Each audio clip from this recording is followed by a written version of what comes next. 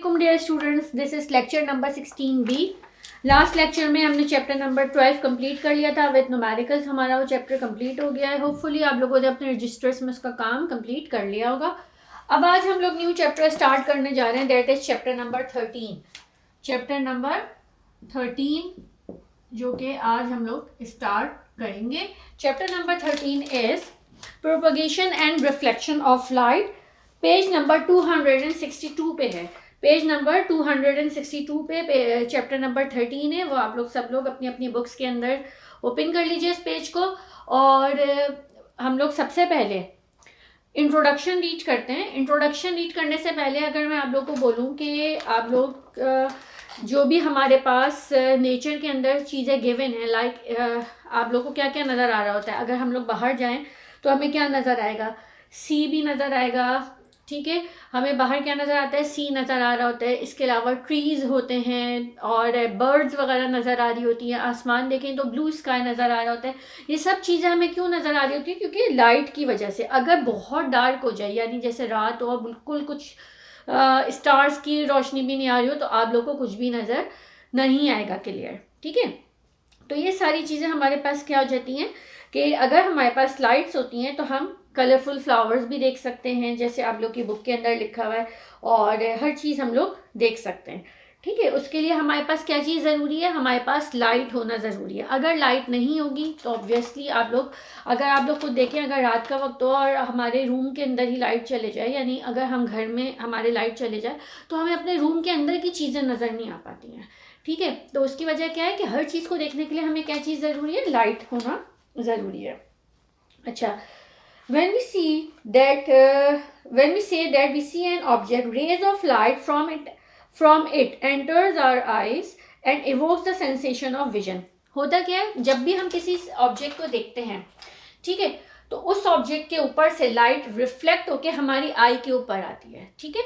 जैसे कि आप लोग के पास कोई लाइट है, यहाँ पे सन है, सन से हमारे पास देखें किसी भी ऑब्जेक्ट, फॉर एग्जाम्पल ये हमारे पास एक ऑब्जेक्ट है, यहाँ से लाइट है, लाइट रे आई इस ऑब्जेक्ट के बाद ये हमारे आई है, यहाँ से रिफ्लेक्ट होने के बाद हमारी आई में आती है, तभी हम लोग को वो ऑब्जेक्ट जो है वो क्या होता है, नज़र आ रहा होता है, ठीक है। ये हमारे पास कोई सी भी लाइट है, लाइक मैं अगर बोलूँ कि सन लाइट है, तो यहाँ पे सन की लाइट आई किसी भी ऑब्जेक्ट के ऊपर टकराने के बाद वो हमारी आई के अंदर आ जाती है, तो उसकी वजह से हमें क्या होता है, वो ऑब्जेक्ट नज़र आता है,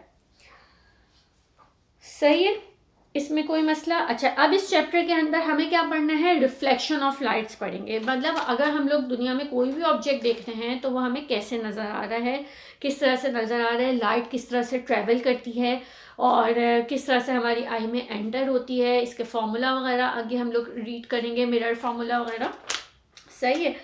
तो ये चीज़ें हैं जो कि हमें इस चैप्टर के अंदर रीड करनी है, propagation and reflection of light के चैप्टर के अंदर। Rectilinear propagation of light, यानी path of light. We commonly observe that when light coming from a source falls on an opaque object, a shadow is formed behind it. This property of light leads us to the idea that the light travels in a straight line. Light कैसे travel करती है, straight line में travel करती है। जब भी light किसी source से आ रही होती है, किसी भी object के ऊपर आके फॉल करती है, तो उसका जो इमेज, वो शेडो होता है, वो क्या होता है, बिहाइंड बन रहा होता है। आप लोगों ने अगर कभी ऑब्जर्व किया हो तो छोटी क्लासेस में ये वाले एक्सपेरिमेंट्स करते भी थे, हमें बताया भी गया था कि सन की डायरेक्शन बताए थे कि सन किस साइड पर है तो हमारा शेडो किस साइड पर बनेगा। सन अगर हमारे बैक साइड पे तो हमारा शेडो आगे की तरफ बनता है, अगर आगे की तरफ है तो हमारा शेडो बैक पे बनता है, और अगर बिल्कुल हमारे सर के ऊपर होता है सन तो हमारा शेडो क्या होता है, जहाँ हम खड़े होते हैं वहीं बन रहा होता है, ठीक है। तो ये सारी चीज़ें हैं, और इसकी वजह क्या है कि लाइट जो है वो कैसे ट्रैवल करती है, स्ट्रेट लाइन में ट्रैवल करती है, ठीक है। ये जो रिड्यूस सिलेबस है इसके अंदर ये चीज़ नहीं है, लेकिन ये मैं सिर्फ इसलिए करवा रही हूँ आप लोग को, ये वाला 13.2 रेक्टिलिनियर प्रोपोगेशन ऑफ लाइट, ताकि आप लोग के पास light travels in straight line वाली जो लाइन है ये आप लोग किसके लिए, ब्लैंक्स वगैरह के लिए मार्क कर लीजिए, ठीक है। अच्छा,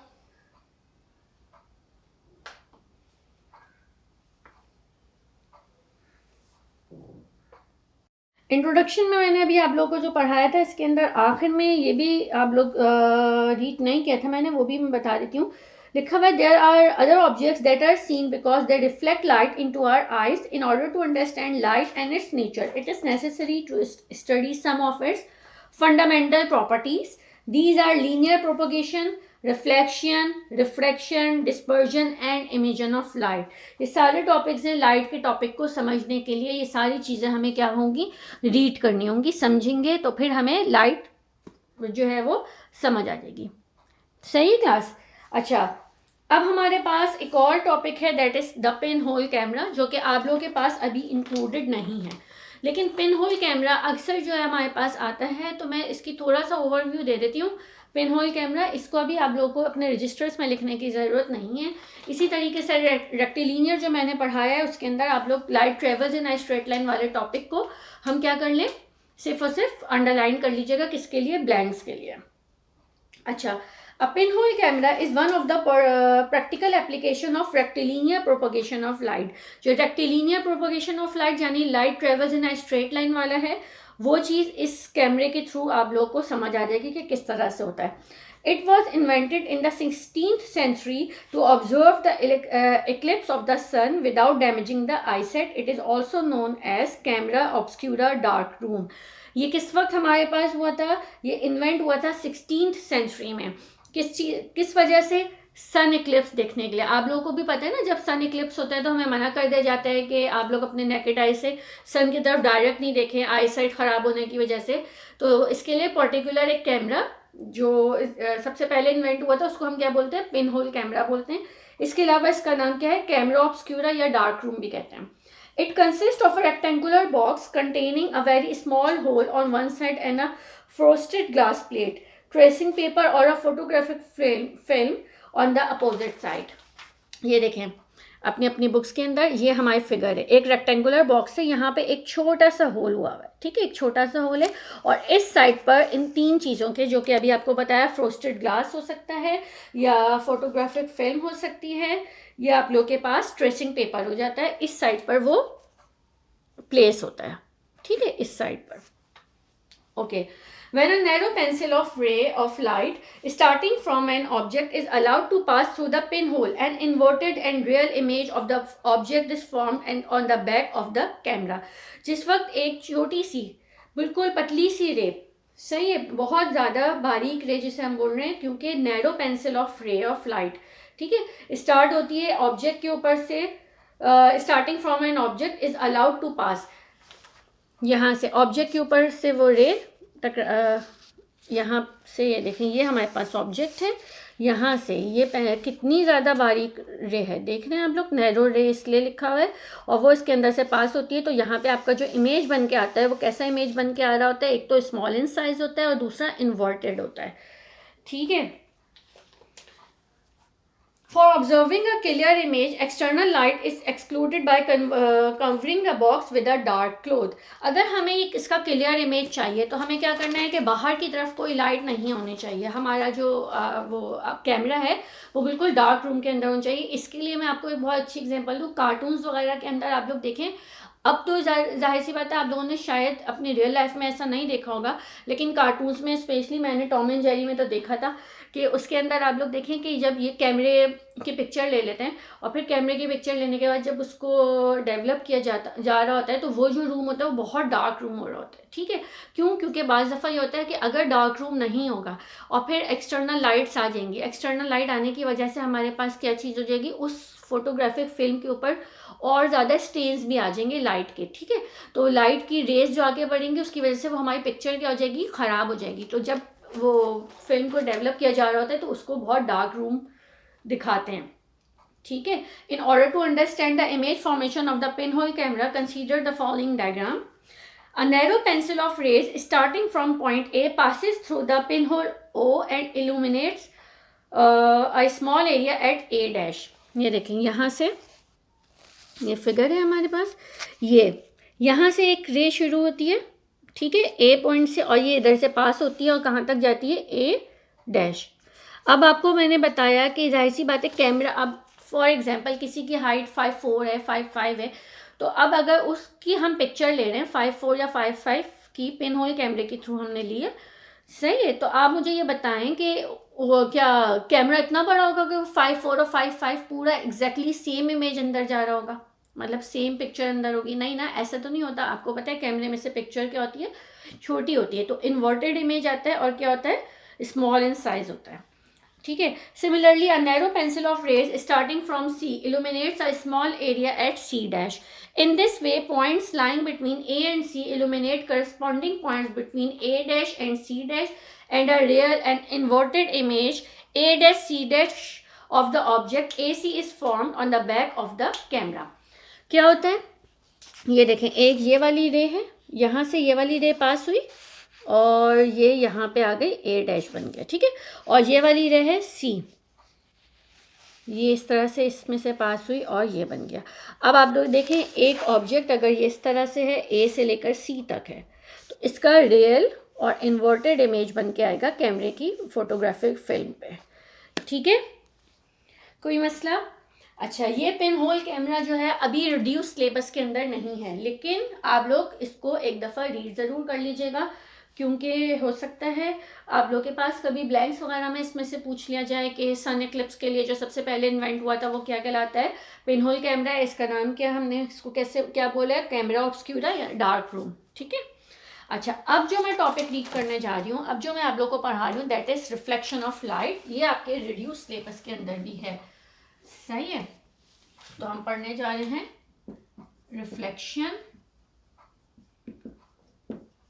of light. Reflection of light में सब लोगों ने ये चीज़ पहले पढ़ी है, हमने छोटी क्लासेस में, सही है। जब भी साइंस पढ़ी है हमें पता है कि लाइट रिफ्लेक्ट होती है, और किस तरह से रिफ्लेक्ट होती है ये भी हम लोगों ने ऑलरेडी पढ़ा है। कैसे होती है रिफ्लेक्शन, होती कैसे, अगर मैं फिगर बनाऊं, लाइट रे आती है, टकराने के बाद सेम एंगल के साथ रिफ्लेक्ट बैक हो जाती है। अगर मैं बीच में इन दोनों का एंगल निकालूं तो ये क्या होगा, दोनों सेम होंगे। ये अगर मैं बोलूं थीटा कितना है, 30 डिग्री है, तो ये भी मेरे पास कितना आएगा, थीटा 30 डिग्री ही आएगा। ठीक है। अच्छा, we know that most of the objects which we observe do not emit light in our solar system. The sun is the only object which emits light, yet we observe other planets and satellites, example Mercury and the moon. हमारे system में क्या है, सन जो है वो only object है जो कि क्या करता है, लाइट को एमिट करता है। अच्छा, when light is spreading from a source in one medium strikes the surface of another medium, a part of it is sent back in the same medium or reflected. अगर हमारे पास light रे आ रही है, ठीक है, तो आप लोग के पास एक मीडियम, जैसे अगर मैं यहाँ से लाइट रे आ रही है, यहाँ पे कुछ भी नहीं है, एयर होगी, एयर से अब मैंने यहाँ पे क्या रख दिया, एक ग्लास रख दिया, ठीक है, वो मिरर रख दिया, मिरर है, मिरर से क्या होगी, लाइट टकराने के बाद रिफ्लेक्ट बैक हो जाएगी, क्योंकि मिरर जो है हमारे पास क्या है, दूसरे मीडियम का बना हुआ होता है। तो एयर एक मीडियम है, उससे टकराने के बाद क्या हो जाती है, रिफ्लेक्ट बैक हो जाती है। When light is spreading from a source in one medium strikes the surface of another medium, a part of it is sent back in the same medium or reflected. A part is absorbed and a part is transmitted into the other medium or refracted if it is transparent or translucent. अच्छा, ये हम लोग आगे पढ़ेंगे refraction. अभी मैं आप लोगों को सिर्फ पढ़ा रही हूँ इस चैप्टर में रिफ्लेक्शन। चैप्टर नंबर 14 जब पढ़ेंगे तो आप लोग रिफ्रैक्शन भी पढ़ेंगे। ठीक है, रिफ्रैक्शन, ये जो अभी हमारे पास हम रीड कर रहे थे उसके अंदर लिखा हुआ था कि हमारे पास जो रिफ्लेक्ट बैक हो जाती है वो तो रिफ्लेक्शन हो गई ये चीज़, और कुछ जो है वो हमारे पास एक मीडियम से दूसरे मीडियम के अंदर क्या हो जाती है, ट्रांसफर हो जाती है स्ट्राइक होने के बाद, तो वो हमारे पास क्या कहलाता है, रिफ्रैक्शन कहला रहा होता है। ठीक है, ये अभी आप लोग को रीड करने की ज़रूरत नहीं है, ये हम चैप्टर नंबर 14 में पूरा टॉप चैप्टर है तो हम वही करेंगे। रिफ्लेक्शन ऑफ लाइट समझ लीजिए, जब भी आप लोग के पास रे ऑफ लाइट आती है एक मीडियम से और फिर दूसरे मीडियम से आके टकराती है तो वो क्या होती है, रिफ्लेक्ट बैक हो जाती है। सही है, इसके अंदर क्या होता है, हमारे पास एंगल क्या होता है, सेम रहता है। The phenomena of reflection is widely used in our life. For example, the reflection of radar waves is used for safe take off and landing of the aeroplanes. अब आप लोग देखिए, सबसे इंपॉर्टेंट तो यही हो गया इसका रिफ्लेक्शन का, कि टेक ऑफ के वक्त अगर हमारे पास रिफ्लेक्शन ऑफ लाइट के थ्रू हम क्या कर सकते हैं, सेफ लैंडिंग और टेक ऑफ हो सकता है रडार यूज़ करते हुए, रडार वेव्स। ठीक है, तो आप लोगों को रिफ्लेक्शन समझ आ गया। रिफ्लेक्शन क्या होता है, लाइट रे आई और टकराने के बाद इस मीडियम से और फिर स्ट्राइक बैक हो जाती है किसी भी ऑब्जेक्ट से। अब वो ऑब्जेक्ट जाहिर सी बात है कोई ना कोई, मैंने अभी बोला अगर मैं ग्लास ले लेती हूँ तो क्या चीज़ हो गई, मिरर ले लूँ तो टकराने के बाद क्या हो गई, रिफ्लेक्ट बैक हो गई है। सही है। अच्छा, यहाँ तक सबको समझ आ रहा है कि रिफ्लेक्शन ऑफ लाइट क्या चीज़ हो गई है। अब उसके बाद जो हमारे पास है वो है next topic is laws of reflection. Next topic हमारे पास क्या है, लॉज ऑफ रिफ्लेक्शन। वो भी हम कर लेते हैं आज और फिर उसके बाद आगे हम लोग इंशाल्लाह नेक्स्ट लेक्चर में करेंगे। इस वाले अभी तक जितना मैंने पढ़ाया है उसमें से सिर्फ आप लोग को क्या करना है, रिफ्लेक्शन ऑफ लाइट की डेफिनेशन लिखनी है। रिफ्लेक्शन ऑफ लाइट की डेफिनेशन आप लोग खुद से लिखेंगे, समरी में से देखें, इधर से देखें, जहाँ से भी आप लोग जो है वो, ये आप लोग एक नंबर 2 लाइन्स की डेफिनेशन होगी रिफ्लेक्शन ऑफ लाइट की और जो है वो आप लोग को लिखनी है। ठीक है, अब हम लोग आ जाते हैं लॉज ऑफ रिफ्लेक्शन।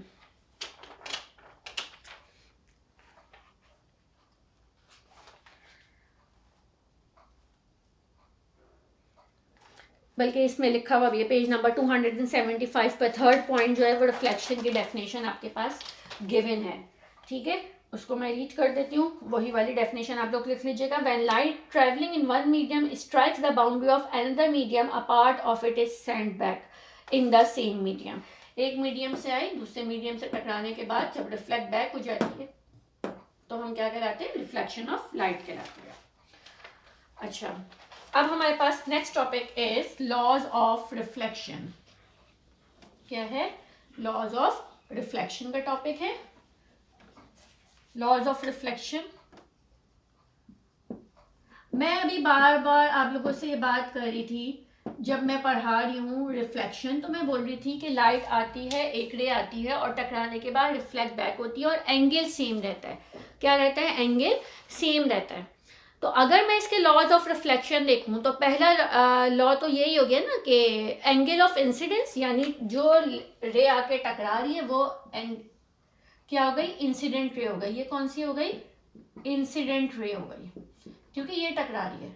ठीक है, और जब ये रिफ्लेक्ट बैक होती है तो ये रिफ्लेक्टेड रे हो गई। कौन सी हो गई, reflected ray. Angle of incidence यानी जिस एंगल से आके ये इंसिडेंट रे टकराती है और रिफ्लेक्टेड रे रिफ्लेक्ट बैक होती है, तो ये दोनों क्या होने चाहिए, सेम होने चाहिए। यानी मैंने अभी बताया इन दोनों का एंगल क्या होना चाहिए, सेम होना चाहिए। अगर ये 30 डिग्री है तो ये भी कितना होना चाहिए, 30 डिग्री होना चाहिए। इसको मैं बोलूँ एंगल आई, इसको मैं बोलूँ एंगल आई।